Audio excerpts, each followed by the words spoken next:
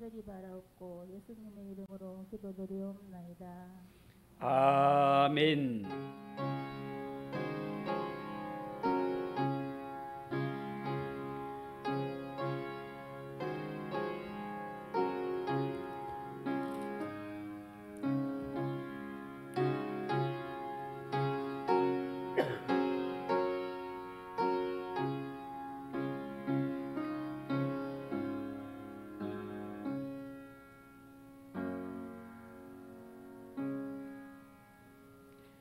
하나님 말씀 구약성경 나훔 2장 1절에서 7절까지. 구약성경 1299쪽.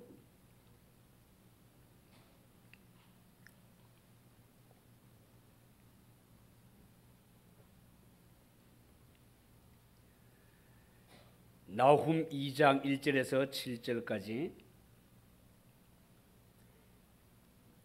한 절씩 교독하겠습니다. 파괴하는 자가 너를 치러 올라왔나니 너는 산성을 지키며 길을 파수하며 내 허리를 견고히 묶고 내 힘을 크게 굳게 할지어다.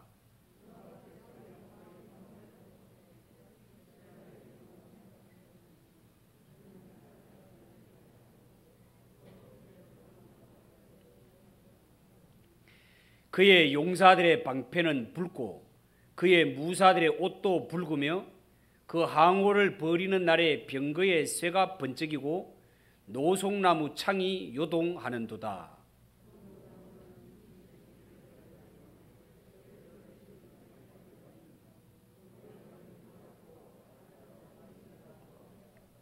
내가 그의 존귀한 자들을 생각해내니 그들이 엎드러질 듯이 달려서 급히 성에 이르러 막을 것을 준비하도다. 같이 읽읍시다. 정한 대로 왕후가 벌거벗은 몸으로 끌려가니 그 모든 시녀들이 가슴을 치며 비둘기같이 슬피 우는도다. 아멘. 모두가 은혜 받는 복된 시간이 되게 하옵소서. 예수님의 이름으로 기도하옵나이다. 아멘. 자, 오늘 읽은 이 말씀을 가지고 비둘기같이 슬피 우는구나, 비둘기같이 슬피 우는구나, 그런 제목으로 말씀을 전하겠습니다. 오늘 이 성경에 보면 나훔 선지자는 당시에 막강했던 아수르의 수도 니느웨, 이 말씀을 전하면서 아수르, 니느웨 이런 단어가 겹쳐서 나올 때는 그 악한 나라 아수르를 말한다. 왜? 니느웨는 아수르의 수도이기 때문에. 그렇게 이해를 하고 말씀을 들으시면 되겠습니다. 나훔 선지자는 그때 당시에 그렇게 막강했던 니느웨가 어떤 식으로 공격을 당할 것인지 오늘 성경에 자세하게 보여주고 있는데요. 3절을 한번 보십시오. 그의 용사들의 방패는 붉고 그의 무사들의 옷도 붉으며 그 항오를 버리는 날에 병거의 새가 번쩍이며 노송나무 창이 요동하는도다. 자, 그렇게 말씀하고 있습니다. 자, 그런데요, 이 니느웨 아수르가 멸망한 것은 워낙 고대의 일이고요, 니느웨의 멸망에 대한 자료가 이 땅에 많이 남아 있지 않기 때문에 오늘 이 나훔 선지자가 하는 예언이 정확하게 무엇을 의미하는지 100% 다 이해하기가 쉽지가 않습니다. 그렇지만 적어도 그 당시에 나훔 선지자가 하는 이 예언을 액면 그대로 받아들이는 자는 거의 없었을 것이라 짐작이 갑니다. 왜냐하면 당시에 아수르라는 나라는 너무나 막강한 세력이었기 때문에 그렇습니다. 지금 별로 힘없어 보이는 선지자라는 자가 나와서 앞으로 아수르는 망한다, 앞으로 아수르 망한다라고 예언을 하지만 도저히 당시의 형편으로 봐서는 실현 불가능할 것처럼 보이는 예언이었다, 그 말입니다. 여러분, 예를 들어서 베트남 전쟁을 한번 생각해 보십시오. 그토록 엄청난 군사력과 무기를 가지고 있었던 미군이 전쟁에서 패배할 것이라고 누가 상상이나 했겠습니까? 그런데 결과는 미군의 패배로 끝났단 말이죠. 구소련의 붕괴도 마찬가지입니다. 당시에 소련이라는 나라는 마치 거대한 공룡 같았던 공산국가 아닙니까? 그런데 그 대단했던 구소련이 한꺼번에 무너지면서 여러 나라가 독립하게 될 줄 누가 알았겠습니까? 오늘 이 성경에 보면 나훔 선지자가 아수르의 멸망을 예고할 때 그 모습을 붉은 군대가 니느웨를 무너뜨릴 것이라고 그렇게 예언했을 때 이 말을 곧이곧대로 믿는 자들이 거의 없었습니다. 왜냐하면 당시에는 붉은 군대라는 것도 없었고 특히 옛날 고대 사회에서는 붉은색이 굉장히 귀했던 때였습니다. 더구나 그때 당시에 군대라는 것은 막 어중이 떠중이 다 잡혀와 가지고 그렇게 군인이 되었기 때문에 군인들이 뭐 현대와 같이 이런 군복을 제대로 갖추고 있는 그러한 실정이 못 되었습니다. 이런 상황에서 군복뿐만 아니라 방패까지도 붉게 물들인 군대의 등장이라는 것은 상상할 수도 없는 그러한 시대였다 말이죠. 그리고 오늘 이 성경에 병거의 철이 번쩍이고 병거의 철이 번쩍이다라고 했는데 이것은 의역한 것입니다. 이 문장을 본래 해석하면 병거에 불붙는 철이 있고 그런 뜻이에요.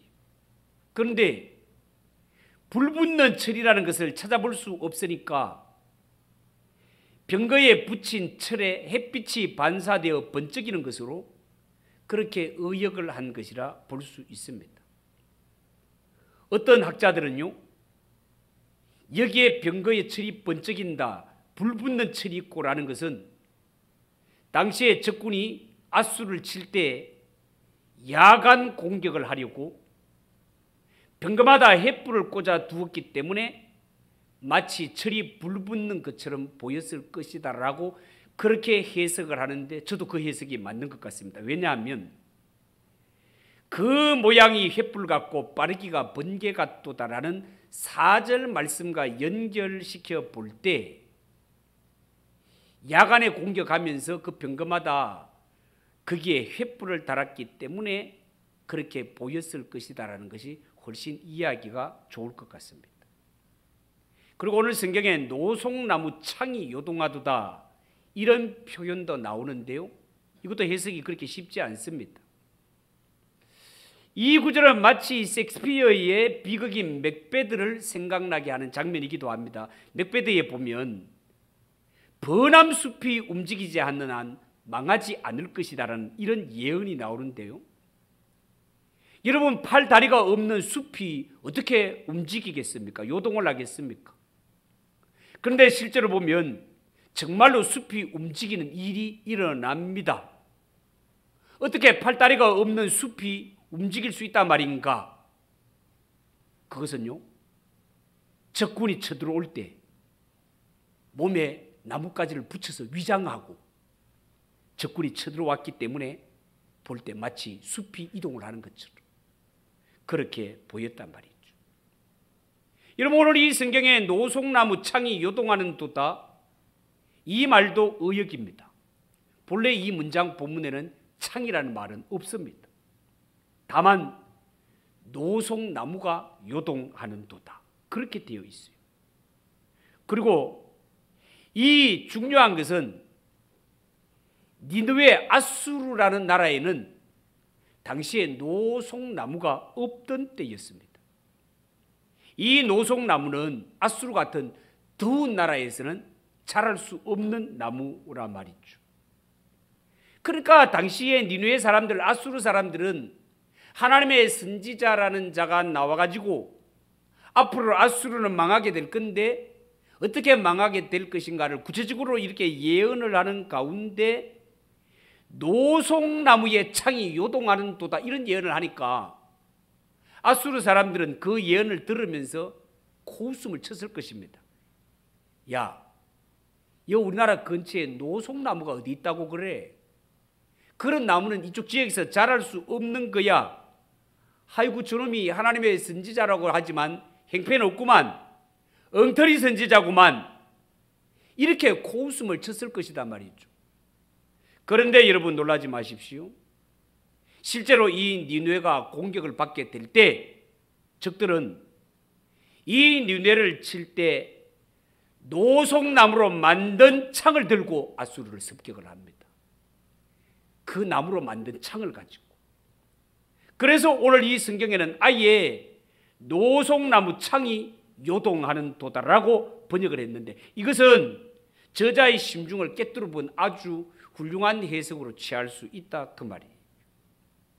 그리고 4절에 보면 적군이 니느웨 성에 들어와 가지고 구체적으로 어떻게 움직이는가를 자세하게 보여주고 있는데, 성경이 뭐라고 했는가 하면 그 병거는 거리에 미치게 달리며 대로에서 이리저리 빨리 가니 그 모양이 횃불 같고 빠르기가 번개 같도다 라고 표현하고 있습니다. 아마도 아수르의 수도인 니느웨 성은요, 한밤중에 점령당한 것 같습니다. 대적들이 쳐들어와 가지고 병거에 횃불을 달고 달리는데요, 그 빠르기가 얼마나 빨랐는지 마치 그 모습이 번개가 치는 것 같았다라고 성경은 그렇게 전하고 있단 말이에요. 여러분, 이에 대해서 당시에 니느웨 성의 반응은 어떻게 나타났다고 했습니까? 5절에 보면 그가 그의 존귀한 자들을 생각해내니 그들이 엎드러질 듯이 달려서 급히 성에 이르러 막을 것을 준비하도다, 그렇게 기록하고 있습니다. 여러분, 여기에 존귀한 자라는 것은요, 니느웨 성에 살고 있던 귀족들, 신분이 아주 높은 귀족들을 가리키는 말이에요.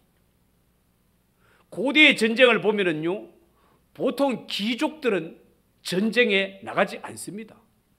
그런데 대적들이 아수르를 쳐들어왔을 때 그때는 상황이 얼마나 급박했던지 그 성에 살고 있던 귀족들까지도 다 동원이 돼가지고 넘어지고 자빠지고 꼬꾸라치면서 그렇게 성에 달려가가지고 직접 돌도 나르고 물도 길어 나르고 전쟁에 도움이 될 만한 이러한 일들을 누구까지 했다? 귀족들까지도 참여할 만큼 성의 운명이 경각에 달릴 이러한 모습이 연출되고 있습니다.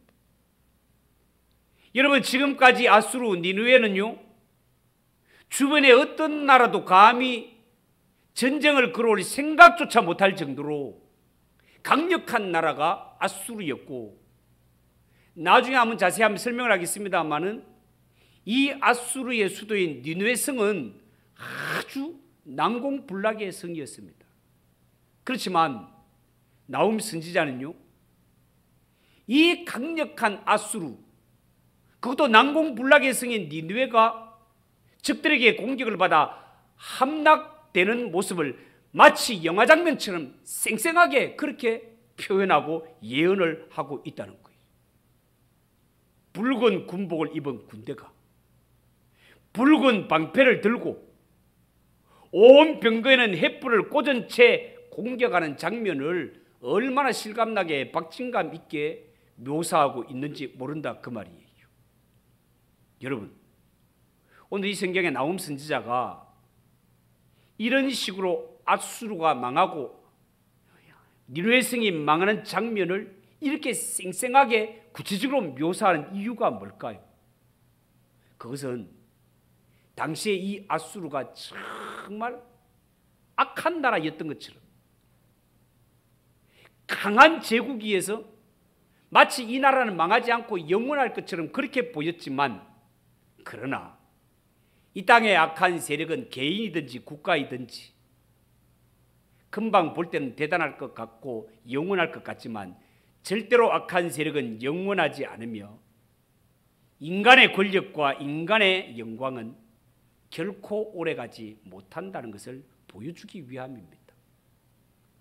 여러분, 우리가 텔레비전에 중요한 스포츠 경기를 보게 되면 축구에서 골이 들어가는 장면이라든가 또 막 육상 경기에서 추월하는 장면이라든가 이러한 것들을 보게 되면은 아주 중요한 장면은 슬로우 모션으로 몇 번씩 그렇게 보여주는 것을 볼 수 있습니다. 왜 그렇습니까?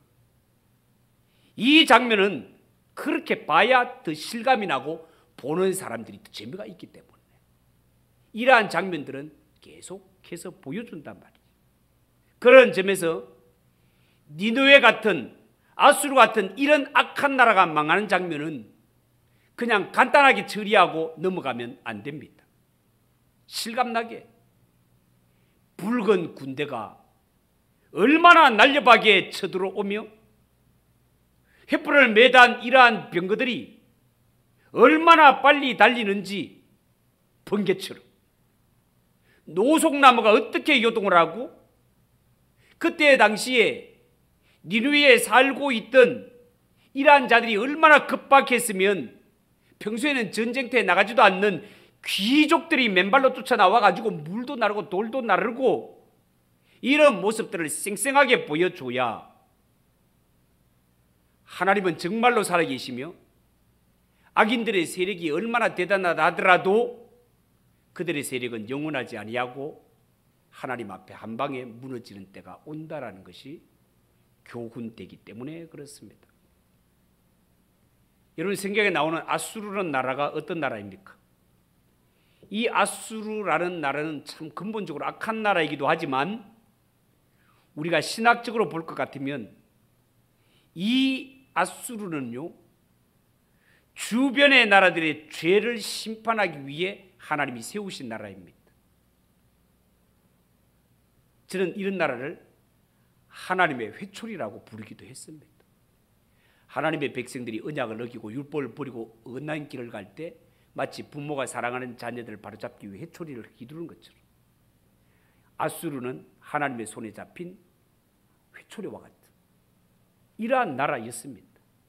그런데 이 아수르 나라가 나쁜 것은 그들은 이웃 나라를 죄로 말미암아 심판하는 데서 그치지 아니하고 너무나 심한 악을 저지르는 것이 아수르의 정말 악한 점이었습니다. 이게 무슨 말인가 하면 예를 들어서 내 사랑하는 자녀가 집에서 사고를 치고 말도 안 들고 그런 말을 안 듣는 이런 지경에 있다면 내가 다른 사람을 시켜서 회초리를 손에 쥐주면서 야, 자 좀 정신 좀 차리게 좀 회초리로 좀 종아리 좀 때려라 라고 했는데 부모님이 회초리를 넘겨주면서 요구한 것은 서너 차례 때리라 그 말이에요. 그런데 이 악한 정도가 어느 정도인가 하면 부모님 회초리를 주면서 정신 차리게 그냥 종아리를 몇 대 때리라고 줬는데 이 종아리 때리라고 받은 회초리를 가지고 부모가 사랑하는 자녀의 아예 다리 몽둥이를 뿔게 해버렸습니다. 부러뜨릴 정도로 그냥 그렇게 했다면 이거는 해도 너무하고 이거는 회초리를 들려준 부모가 속이 뒤집어지는 이런 꼴이단 말이죠. 성경에 나오는 아수르가 그런 나라였다 그 말이에요. 그 역사 고고하게 보면 지난번에도 몇 번 말했지만 아수르는 당시에 사람을 죽일 때 껍질을 벗겨서 죽였다. 이런 건 말도 안 되는 이런 그런 악한 나라들이 있어요. 일본이 우리나라를 학대할 때만 하더라도 그 학대한 모습을 이루 말할 수 없는 그런 역사적인 자료가 남아 있는 것을 그 어디야 독립기념관에만 가도 그런 모습들을 우리가 얼마든지 볼 수 있습니다. 여러분, 이렇게 악한 세력이 권력이나 돈을 얻게 되면 이러한 것들이 자신에게 복이 되는 것이 아니라 훨씬 화가 될 수도 있습니다. 결국 아수르라는 나라는 지나친 악, 해도 너무한 악을 저지르다가 하나님 앞에 심판을 받게 됩니다. 다음 주에 더 생생하게 이 모습을 전하겠어요. 그렇지만 하나님이 당신의 백성들에게 하나님의 백성들에게는 힘을 주시기 전에 주야로 징계하며 미리 준비를 시키십니다. 준비를 시켜서 아무리 권력을 주어도 교만해지지 아니하고 아무리 돈을 주어도 교만하지 않도록 하나님께서 연단하시고 훈련시키신 후에 주십니다. 성경의 다윗을 보십시오. 사울을 통하여 얼마나 많이 훈련을 당합니까? 그랬을 때 그는 이스라엘의 왕이 되어서도 하나님 앞에 늘 겸손하게라는 것이 왕이 되자마자 다윗이 한 일이 뭡니까? 외부에 방치되어 있는 법궤를 이스라엘 중심으로 모셔오는 일을 제일 먼저 하지 않습니까? 왜 그렇습니까? 다윗은 이스라엘의 왕이 되었지만 내가 이 나라의 왕이 아니라 이 나라의 진정한 왕은 하나님이십니다. 이 신앙의 고백이 변두리에 방치되어 있던 법궤를 예루살렘 중심에 모셔오는 것입니다. 그러면서 이 다윗이라는 왕은 언제나 하나님, 제가 백성들 앞에는 왕일지 모르나 저는 하나님 앞에서는 한 마리 어린 양입니다. 저를 불쌍히 여기시고 저를 사용해 주시고 이 백성들을 잘 이끌어갈 수 있도록 저를 도와주세요. 언제나 이 마음을 잃지 않았던 다윗이었던 것을 볼 수 있습니다. 이런 것들을 볼 때 하나님의 백성들은 이 땅에 살아가면서 고난을 당해도 다 이유가 있는 것입니다. 하나님이 하나님의 자녀들에게 주는 고난은요, 하나님이 그를 사랑하시기 때문이요, 하나님의 마음에 합당한 자로 다듬기 위한 과정이라는 것을 꼭 알아둘 필요가 있습니다. 그러나 이 땅의 악의 세력들은 일시적인 용도밖에 되지 않습니다. 일시적인 용도라는 것은 한 번 쓰고 버리는 일회용품과 같다라는 거예요. 그러나 예수 피로 구속받은 하나님의 자녀들은 일회용품이 아닙니다. 하나님이 우리를 사랑하시되 영원히 사랑하시고 영원히 구원하시며 저 하나님의 나라를 기업으로 주시기 위해서 이 땅에서 많이 훈련시키십니다. 많이 고난을 통해 연단을 시키시는 하나님이시다 말입니다. 권력을 줘도 그 힘을 남용하지 않으며 물질을 가져도 욕심을 내지 않도록 칼을 손에 잡아도 쓸데없이 휘둘러 죄 없는 자를 피 흘리게 하는 이런 일을 저지르지 않도록 하나님께서 미리 다 연단시키시고 훈련시키시고 다듬으신단 말이에요. 어쨌든 이 악한 수위를 조절할 줄 모르고 막 휘둘러 댔던 이 아수르, 그들은 어떻게 됩니까? 대적들에게 완전히 함락을 당하게 되는데요, 그 함락당하는 모습이 6절 7절입니다. 6절 7절. 강들의 수문이 열리고 왕궁이 소멸되며 정한 대로 왕후가 벌거벗은 몸으로 끌려가니 그 모든 시녀들이 가슴을 치며 비둘기같이 슬피 우는도다. 자, 그렇게 말했습니다. 여러분, 니느웨는요 물의 도시였습니다. 물의 도시여서 그들은 운하를 파고 물길을 만들어서 끌어들였기 때문에, 다음 주에 조금 더 자세하게 했습니다마는, 이 니느웨성 주위로는 마치 저수지처럼 물을 다 채워놨기 때문에 외부에서 적들이 들어갈 수 없도록 그렇게 지어진 성이 니느웨성이 되겠습니다. 그래서 난공불락이라고 부르는 거예요. 그런데 아수르가 망할 때, 니느웨가 망할 때 모습은 어떻다고요? 그렇게 가득 차 있던 숨은 문들이 열려서 물이 싹 다 빠지게 되었다는 것입니다. 그렇게 되니까 더 이상 난공불락이 아니죠. 그냥 평범한 성에 불과할 뿐입니다.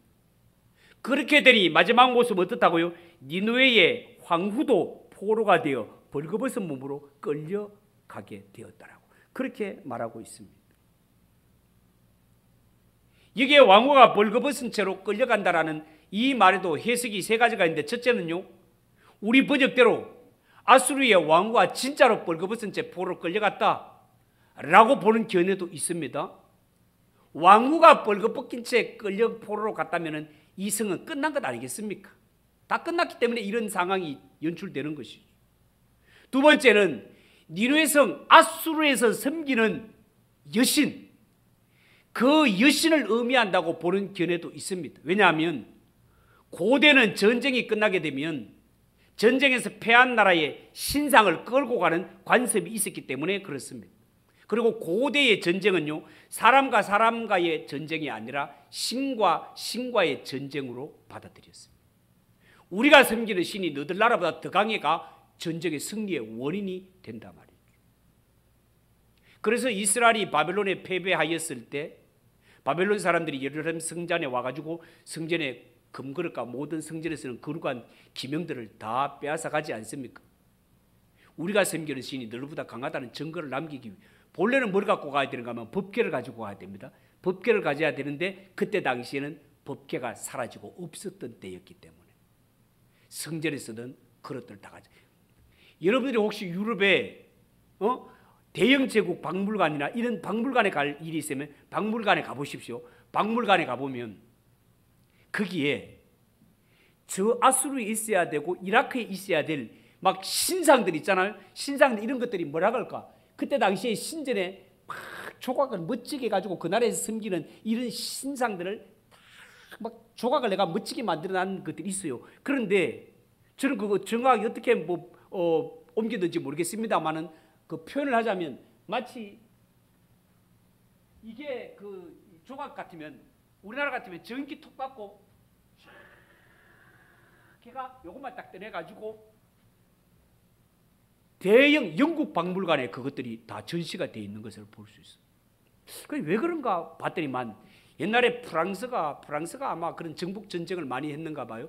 프랑스가 그런 정복 전쟁을 많이 하면서 가서 이런 보물 중에 보물 들고 이러니까 이런 것들을 막 약탈해 가지고 그렇게 갖고 왔는데 프랑스가 영국과의 전쟁에서 영국한테 지는 바람에 전쟁에서 지면 많은 이런 뭡니까? 그 전리품을 내놔야 돼요.